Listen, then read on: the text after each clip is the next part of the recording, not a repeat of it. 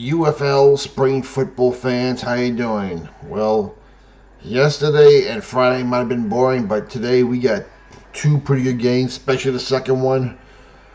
We'll talk about the first one first. Michigan and Memphis down at the Liberty Bowl, and what appears to be a phase 2 of the renovation of the old Liberty Bowl Stadium. Michigan wins this one 26-12, and it's pretty much the same Mike Nolan team we saw last year, minus E.J. Perry. Their quarterback is now playing for Memphis, in which not a big deal. As I said last year in my videos, if you're a defensive coordinator, you will not staying up late how to figure out how to beat either Etling or E.J. Perry. And I do think Bryce Perkins is better off with that team than anywhere with E.J. Perry. But Memphis defense looks like it's gotten better, and credit to them for playing well, despite the fact that Wizen Hunt is pretty much for a reason has abandoned ship on personal reasons. Hope things turn out better for him. But the Memphis defense did look good today. Their offense is left to be desired, but then again, that Michigan defense has been pretty good under Mike Nolan. Bryce Perkins was 16 of 19 for 163 yards and a touchdown with 120 rating. That is a good start for Bryce Perkins. As for the showboat quarterback, C.J. Perry, the former Panther, 10 of 17, 93 yards, a touchdown interception, a rating of 69. This is what I said last year. I don't fear staying up late worrying about E.J. Perry. Troy Williams, not much better. 8 of 11, 104 yards, 1 interception, and a 64.2 rating. But this was a typical Michigan win. Offense generates enough offense. They managed the game very well. Michigan defense pretty much dominated. Wouldn't call it a blowout. Memphis was hanging around. And tried to convert the 4th and 12. Didn't get it. Michigan wins 26-12. They're 1-0. Memphis is 0-1. And now let's talk about the big game of the day. And yes, I am going to be a little bit biased on this one. My DC Defenders, with Reggie Barlow jumping ship less than 2 weeks ago and giving the reins over, they pull off a stunner and beat the 3-time defending champion Birmingham Stallions 18-11. My goodness.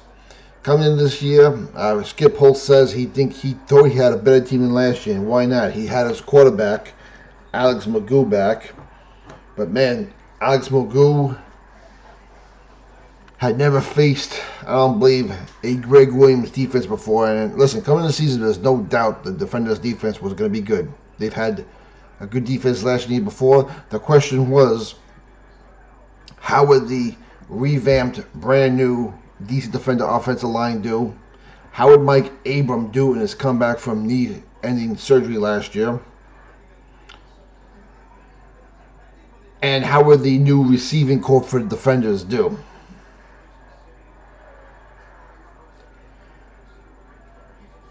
Well, we got a lot of answers today, and that Greg Williams defense sacked Alex Magoo 8 times. Alex Magoo was 10 of 23 for 89 yards, a touchdown interception, not even a 51 rating.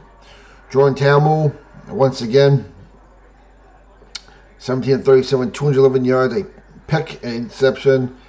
He did manage the game okay, but this was about the Defenders' defense today. Alex Magoo did most of his damage with his legs, 84 yards rushing. And Abram Smith returned, 37 yards rushing on 13 attempts. His long was 12 yards, only 2.8. Deion Jackson, 10 attempts, 42 yards. But he did distribute the ball well. Ty Scott, 61 yards on 5 receptions. Chris Rowland, who had a beautiful catch down on the right-hand sideline, 3 catches for 40 yards and a touchdown.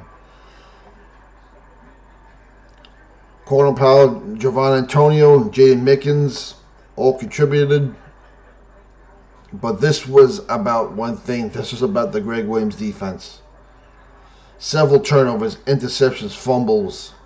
They had Magoo on the run the whole day.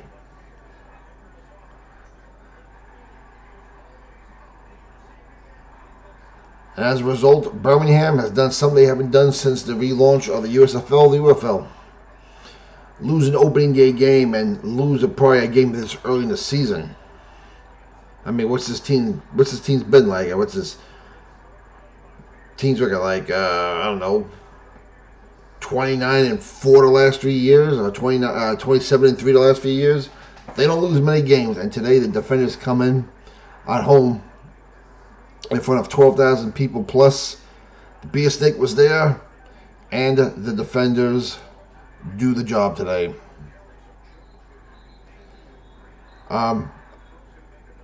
I pretty much, let's see, who they picked today. I got 3 of my 4 picks right. The only one I got wrong was the one I'm glad I got wrong. Shields up, baby. You guys did us proud. I'm mad I didn't go to the game today. I was supposed to go to the game today, baby, but things come up. I'm a father of a teenager. The traveling weather from my area down there wasn't looking too good, and it wasn't looking too good coming back either. So I figured, you know what? Maybe I'll just go to the game, either game 9 or 10 towards the end of the year. But what a win. Comments down below what your opinion like to know.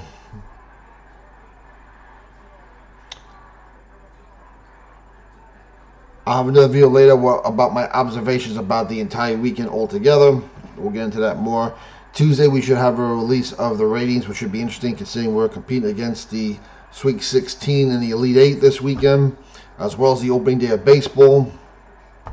So the ratings have been solid since these leagues have been in there. That's not the issue. Of course, the issue has been the attendance. We'll talk about that later. But as for next week's schedule now, let's take a look at next week's schedule.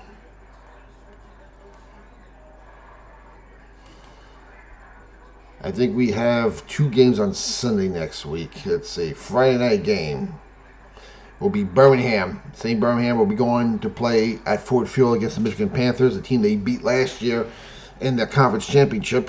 That should be a good game. Should be an interesting game too, very much. And then next week we have the Saturday night game at Audi Field. The Memphis Showboats come to town.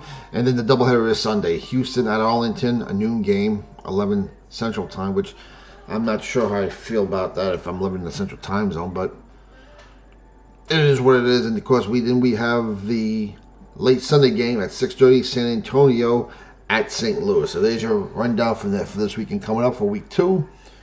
Week 1, just like that, is already in the books. And we will talk to you later.